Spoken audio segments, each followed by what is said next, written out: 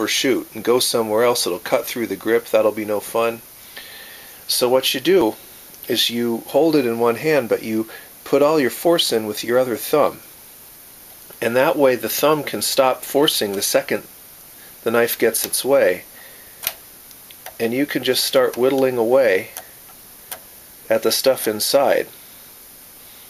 Now, of course, if you want to go to the work of it, you can take off the throttle sleeve. You can disconnect the throttle cables up here and undo the control pod, get the throttle sleeve off, and then your friend the rat tail file will do the whole job, no problem. It's easy to do it once you actually have the throttle sleeve off, but you have to do a little more wrenching. But I have always done it on the bike. I would use the Dremel preferentially to doing what I'm doing right now, but obviously you can make headway. You can raise chips on this plastic and eventually you'll get it whittled down. As you can see, if you've only got a penknife, your time commitment is probably reduced if you go after it by disassembling it and using the rat tail file. Though you never know. These tabs are unusual. They've got a whole lot of plastic to cut away, and that's not usually a factor, and a penknife is usually a far better option than it looks like with this particular grip. But you might as well see the kind of things that can surprise you, telling people the reality of things. Okay, there you see that white area starting to extend into the inside of the throttle sleeve, and that's how you know that you're about out of there.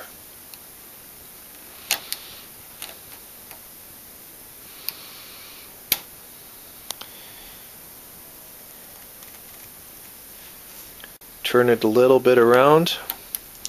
The space in between is more representative of what you normally see. You see there's not much plastic there. Just goes away. Usually it's only about 1/16 of an inch thick. So this is what you end up seeing. Now that would be a whole lot easier with a pocket knife. It's these stupid tabs that are getting in the way in this case. So I'm going to cut those tabs out with the Dremel.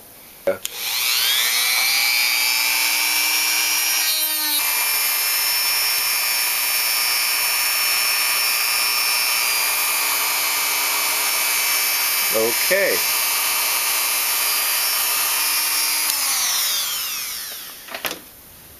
Now you see that the throttle sleeve itself is completely hollowed out, because you can see the whole way around the handlebar tube. If you take a good look at this, you'll see that the end of the grip actually has thickness, about 1/8 of an inch of thickness. Now, my kit happens to be able to take up that thickness. The nose can stick down in there, no problem. I can show you like this. See, the nose can go in there, and it appears not to be touching the grip on the inside, so that's going to work. But I happen to have a clearance issue. There's so much space there at the end of the grip, and I want to take that up. So just on the way, I'm going to show you my favorite technique for moving hand grips. Okay, I got myself some compressed air. Anything over 85 psi will do just fine. You take a non-safety blowgun, the kind that doesn't have any vent holes out the side. So if you cap it, it's basically won't let any air out.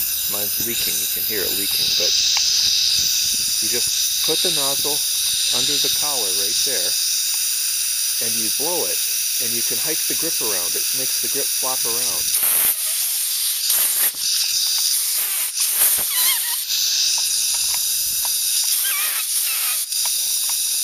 I'm over here on the other end trying to get it flush. Then I try to take the tension out of the rubber by moving the rest of it up. There. Oh, I overdid it. Got to reverse direction a little.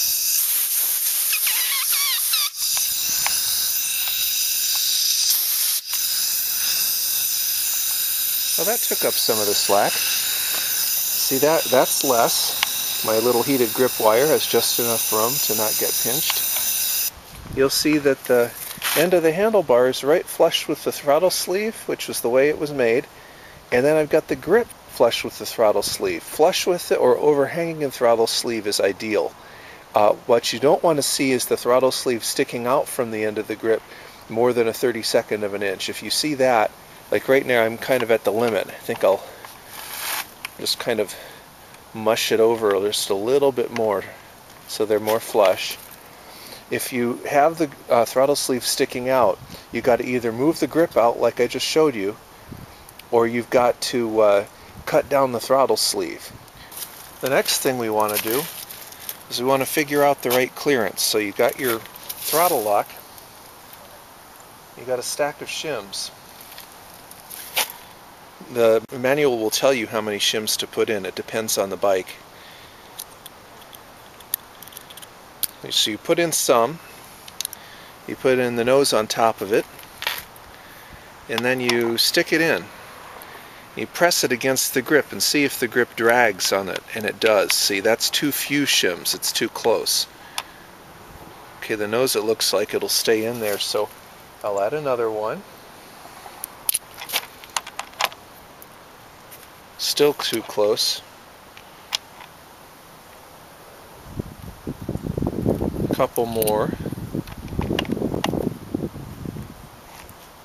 Getting there, right on the edge. I think I'll try one more.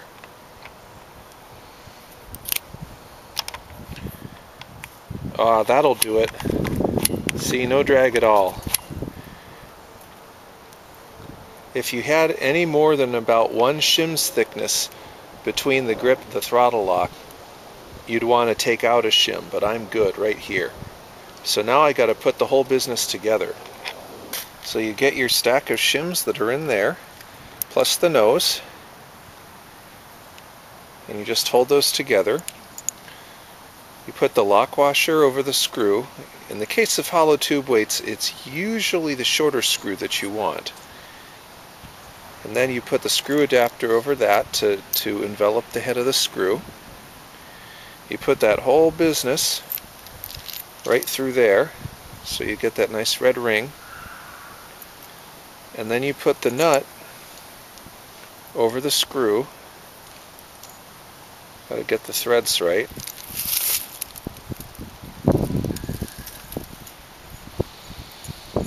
If the threads are difficult, then run them back and forth a little bit because you want them to be smooth for the next step. Then you finger tighten it against the nose, like that. Now, usually inside the handlebar, if it's a steel handlebar, you'll feel a little ridge that goes along the tube. It goes that way, and it's going to be just on one side of the tube. In my case, it's right on the bottom. It's best if you take one of these slots and line that up with the ridge. Now, when it first fits in, it's crazy loose, and for the hollow tube kits for the 1-inch handlebars, it's even more loose. That's all right. You basically hold the weight hard in your hand, you cock it down, you twist it downward to get it to stop spinning.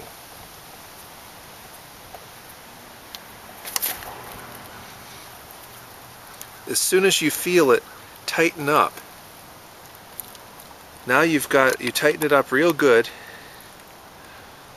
and now you've got the nut deformed against the inside of the bar the way it's supposed to be. And now that you've got that taken care of, it's not going to take much effort when you locate it properly to tighten it against the inside of the bar in the right location. So you just loosen it up about 3/4 of a turn, and you slide it all in there. You wiggle it to make absolutely sure it's right against the inner lip of the bar. Then you turn it back tight again, like that. Now, it's not wobbly at all. You're done. You go to the other side. See, now I can snap it shut, Exhibit A, and I can actuate it like that, Exhibit B, and I can adjust it where I want. The fine adjustments if you want to change the speed a little bit, it's always good to grab the very outer bit, because there's less rubber to wind up between your hand and the throttle lock. That's a very coarse adjustment because it'll have to recoil back, so this is the way you do it for fine. And if you ever need to stop suddenly, you just make sure to do that first and you're good to go. To release it, you just pull the collar out and turn it just a little in the throttle off direction, and you're back again. So there you have it. That's how you install your throttle locks and your weights.